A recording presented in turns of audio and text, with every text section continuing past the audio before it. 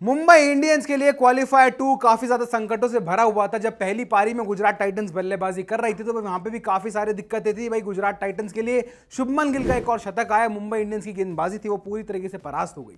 लेकिन पहली पारी के दौरान एक ऐसा इंसिडेंट आया जब ईशान किशन चोटिल हो गए, क्रिस जॉर्डन की उनके कोहनी लग गई और वो बल्लेबाजी करने के लिए मैदान पर नहीं आए। ओपनिंग करने के लिए वहां पर आए इंपैक्ट प्लेयर नेहाल वधेरा। तो भाई सबके मन में सवाल था, जब नेहाल वधेरा ओपनिंग करने के लिए आ गए तो क्या ईशान किशन बल्लेबाजी करने आएंगे?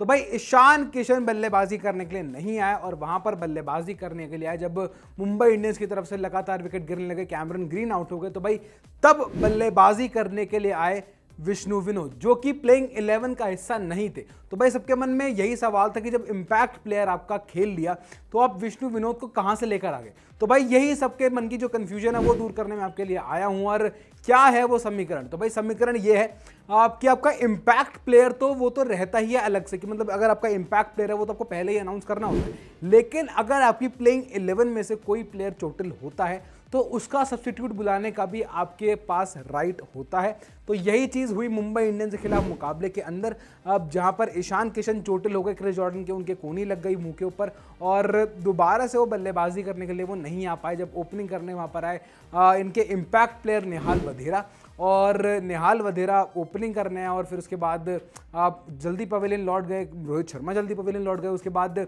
कैमरन ग्रीन जो लगा लड़खड़ाती हुई पारी थी मुंबई इंडियंस की, उन्होंने थोड़ा सा कुशन दिया और सूर्य कुमार यादव के साथ थोड़ी सी पार्टनरशिप की, लेकिन कैमरन ग्रीन भी आउट हो गए। जब कैमरन ग्रीन आउट हुए तो भाई वहां पर बल्लेबाजी करने के लिए आए विष्णु विनोद, जो कि प्लेइंग 11 का हिस्सा नहीं थे। तो भाई प्लेइंग 11 के यहाँ पर सब्स्टिट्यूट आए, ईशान किशन की जगह एक सब्स्टिट्यूट आया, वो थे विष्णु विनोद।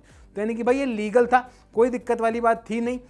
ऐसे भी हो सकता है इस आईपीएल के अंदर और आने वाले टूर्नामेंट के अंदर भी आपको देखने को मिल सकता है कि जहां पर इंपैक्ट प्लेयर अगर किसी और टूर्नामेंट में आप देखते हैं, किसी और चाहे लीग क्रिकेट में चाहे किसी छोटे T20 मैच में अगर आप ये इंपैक्ट प्लेयर रखते हैं, इंपैक्ट प्लेयर का रूल होता है, तो उसके अंदर भी अगर आपको कोई मेन प्लेयर इंजर्ड होता है तो आप उसका भी सब्स्टिट्यूट ले सकते हो और साथ साथ जो इंपैक्ट प्लेयर आपका टीम में रहेगा वो तो आपके साथ रहेगा। तो यानी कि आपको एडवांटेज मिलता है एक बैटिंग टीम को या फिर गेंदबाजी टीम को, जहां पर आपके पास प्लेयर्स के ऑप्शंस बढ़ जाते हैं, विकल्प बढ़ जाते हैं। तो भाई ये चीज आईपीएल 2023 में हमें पहली बार देखने को मिली, जहां पर दो प्लेयर जो कि प्लेइंग 11 का हिस्सा नहीं थे, पहले तो नेहाल वधेरा और दूसरे विष्णु विनोद, दोनों को ही एक साथ मौका मिला, दोनों ही खेलते हुए आपको नजर आए। खैर आपको क्या रहा है भाई मुंबई इंडियंस की इस बैटिंग को लेकर, जो कि स्क्रम्बल हुआ एक बार फिर यहाँ पर सूर्य कुमार यादव एक तरफ से अड़े हुए थे, कैमरन ग्रीन जल्दी आउट हो गए, रोहित शर्मा का फॉर्म खराब चल रहा था वो और ज्यादा खराब हुआ, नेहाल वधेरा जो डाउन दी ऑर्डर अच्छी बैटिंग कर रहे थे उनको ओपनिंग करने के लिए भेजा गया।